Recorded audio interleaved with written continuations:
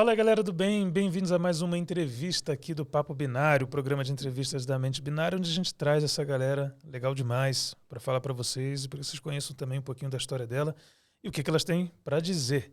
Hoje eu estou aqui com o Gabriel Galdino. Tudo bem, Gabriel? Olá, tudo bem? Beleza, tudo certo. Obrigado por vir. O Gabriel é Developer Advocate. Falei certo? Perfeito. Show. Na Conviso. E, bom, vou começar, lógico, perguntando o que é um Developer Advocate e o que faz. Certo. Bom, primeiramente, obrigado aí pelo convite. Acho que é a terceira vez que a gente conversa, então é muito legal vê-lo pessoalmente e estar aqui no estúdio. E, bom, começando com Developer Advocate, é sempre um nome muito estranho, né? Advocate, o que é? O advogado do desenvolvedor? O Advocate, a gente até fala com uma ideia de avocado, né? Do abacate. Se você que está ouvindo aí vê um nick com um abacatezinho, provavelmente aquela pessoa é um Developer Advocate. Eu já vi isso. Isso então. É para identificar os avocados, né, como a gente fala. Uhum. E Developer Advocate, assim, de modo muito geral, não existe uma definição muito específica para esse termo, porque varia de cada empresa, enfim, de cada objetivo. Mas ele está dentro do campo de que a gente fala de Developer Relations, que seria, então, aquele profissional que, de alguma forma, representa a empresa nas comunidades de desenvolvedores e representa nas comunidades a empresa. Representa na empresa as comunidades de desenvolvedores. Ele faz essa ponte. Tá. E aí, nisso, o Developer Advocate, especificamente, ele atua muito na parte de produto, na parte de receber feedbacks ali dos desenvolvedores que utilizam um produto, seja ele uma plataforma ou um produto digital específico, e ele atua ali para poder fazer um canal entre esses dois grupos, né? A empresa e a comunidade. E também existe o Developer Evangelist, que é aquele... Existia ou existe? Existe também esse termo que muitas vezes também acaba entrando dentro dessa função, que o Developer Advocate acaba fazendo também. Sim. Que é estar nas comunidades de desenvolvedores evangelizando. Nesse caso, a gente pode falar tanto na parte de marketing, de poder apresentar ali os potenciais do uso do produto para aquela comunidade, como também evangelizar no sentido de empoderar, de conscientizar, que é o que a gente na Conviso faz, que eu posso explicar mais profundamente depois. E comitê do Advocate, do Evangelist, e tem o Community Manager, que aí é uma função que acaba entrando também dentro dessa área de Advocate e Developer Relations, que é então ser responsável por gerenciar essa comunidade. Uhum. Temos, por exemplo... E a visão, a imagem da empresa dentro da comunidade também, as atuações dela também? Isso, porque geralmente uma comunidade de desenvolvedores que está vinculada a um produto, ela está vinculada a um propósito que pode ser mais geral, não necessariamente vinculada a um produto específico, geralmente ela precisa de alguém para poder apoiá-la ou alguém ali para poder representar a empresa, para poder ouvir essas pessoas que geralmente são o público da empresa. Uhum. E aí temos o Community Manager, que ele é responsável por gerenciar essa comunidade, por ouvir os desenvolvedores, enfim, e por fazer esse papel aí muitas vezes também de ponte. Então, quando eu falo de Advocate, eu entro nessa de Developer Relations e acabo trazendo essas três visões, porque muitas vezes se mistura. Sim. E aí ninguém sabe muito bem o que faz, mas de modo geral é um pouco disso tudo.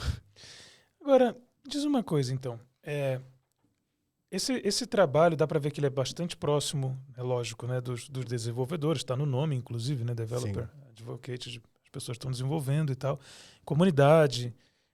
você falou do evangelista e também do community manager, Isso. Tudo bastante relacional aí e tal.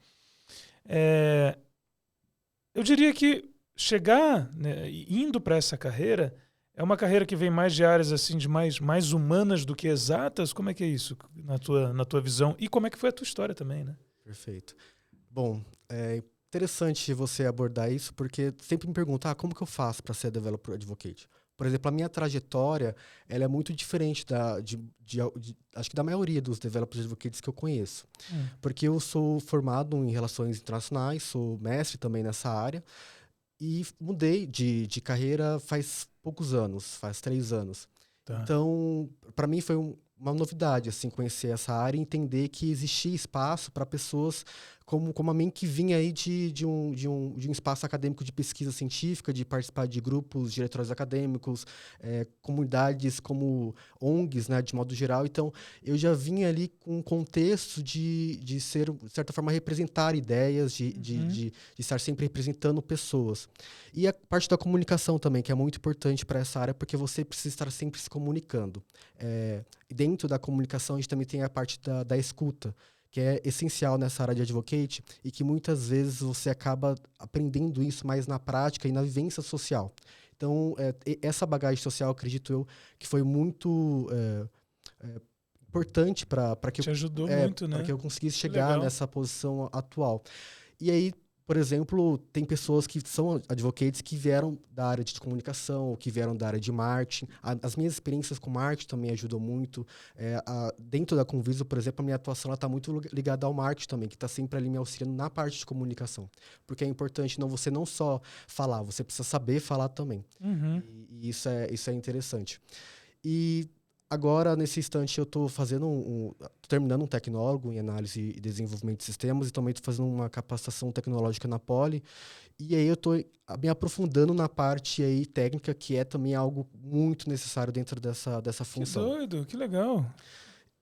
E aí, nisso, como essa função ela lida especificamente na minha função dentro da Conviso mais para a área de segurança de aplicações, Sim. é bastante interessante porque aí a Conviso, para mim, tem sido como se fosse uma universidade. Eu tenho aprendido muita coisa ali, especificamente na parte de segurança de aplicações, que eu não aprendi na universidade, que eu não aprendi nesses cursos de bootcamps, por exemplo.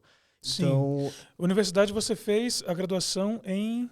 Você falou Relações Exteriores. Isso, Relações Internacionais. Relações internacionais, tá. E depois você se enfiou em vários bootcamps, em coisas de desenvolvimento? Isso, para poder... Aí foi aí que eu conheci a comunidade de desenvolvedores, porque antes eu conhecia as comunidades físicas, né? As comunidades de pessoas, enfim, que é as comunidades que a gente mais geralmente conhece. Então, depois que eu fui ver, nossa, existem essas comunidades virtuais, eu gostei bastante da proposta, como as pessoas, elas se ajudam, e isso é muito legal. Que legal. Legal. E hoje você está em São Paulo? Isso. Mas não... Tem uma outra longa história que eu tinha comentado.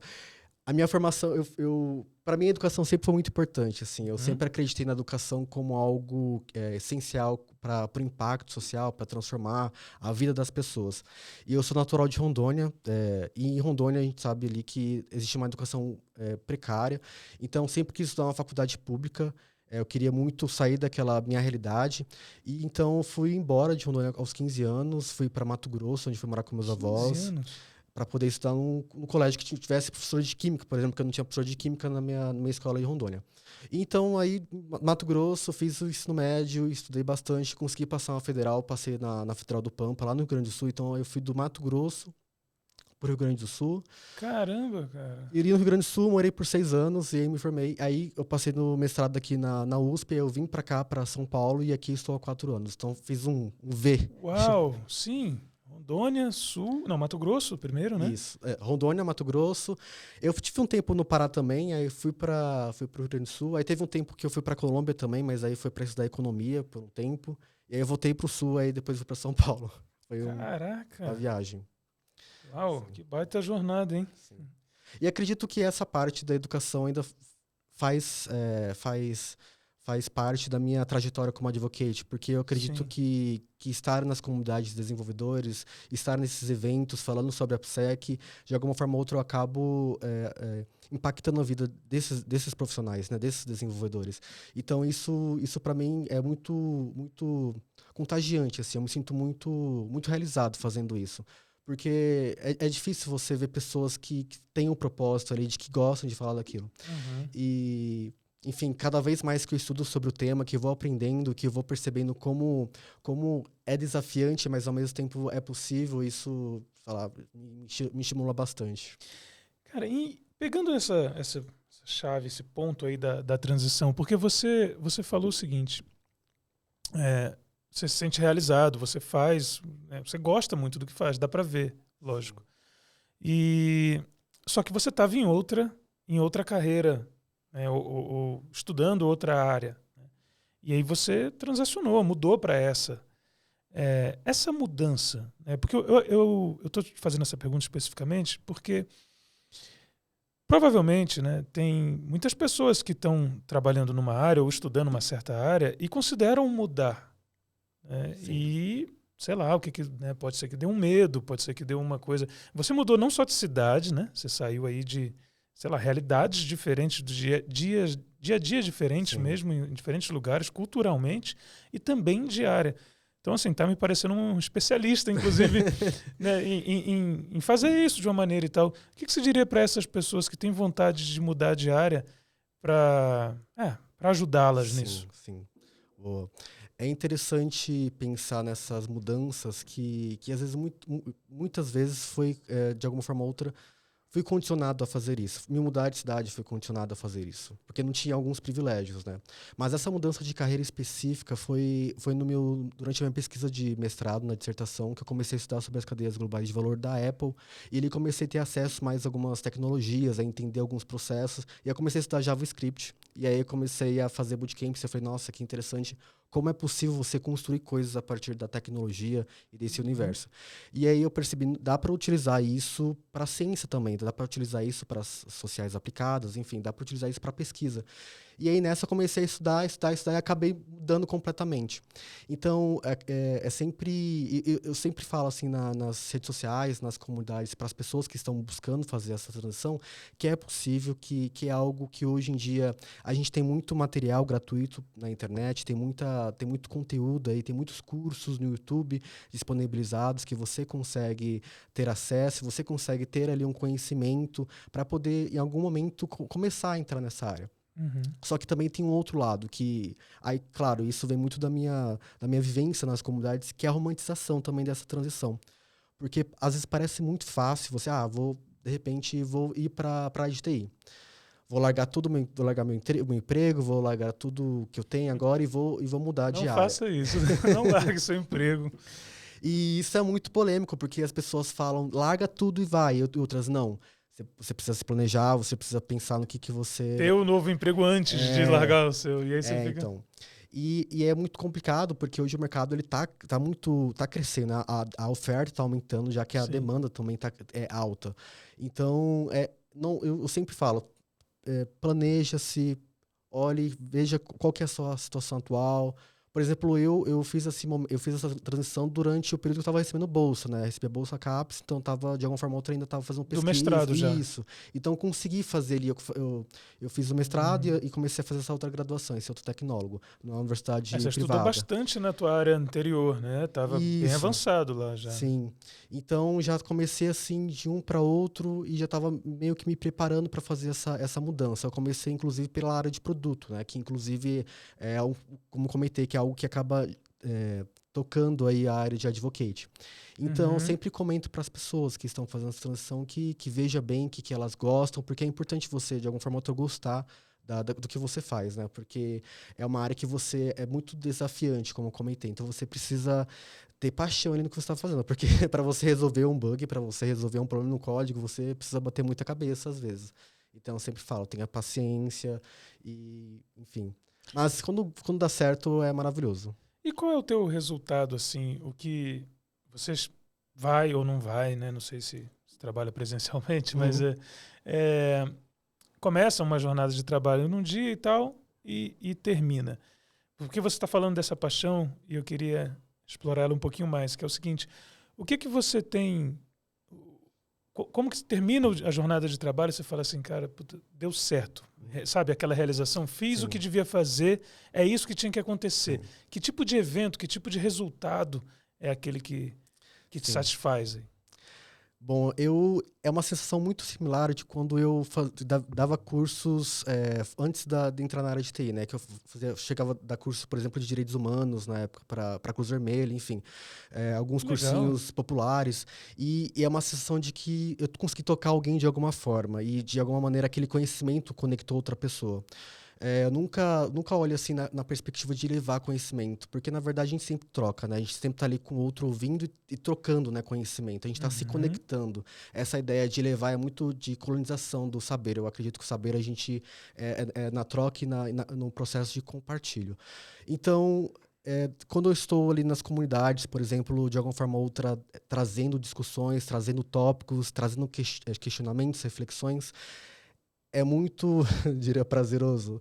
Não, seria mais como, nossa, estou no caminho certo. Quando as pessoas elas percebem que, eu acho que talvez exista outra possibilidade. Por exemplo, será que segurança de aplicações é só SASH? Ou será que segurança de aplicações é só pentest? Quando traga essas reflexões, as pessoas passam a olhar a segurança de aplicações Pensa, como discute algo, com você e tal, né? como algo Gera uma maior do que conversa, né? isso.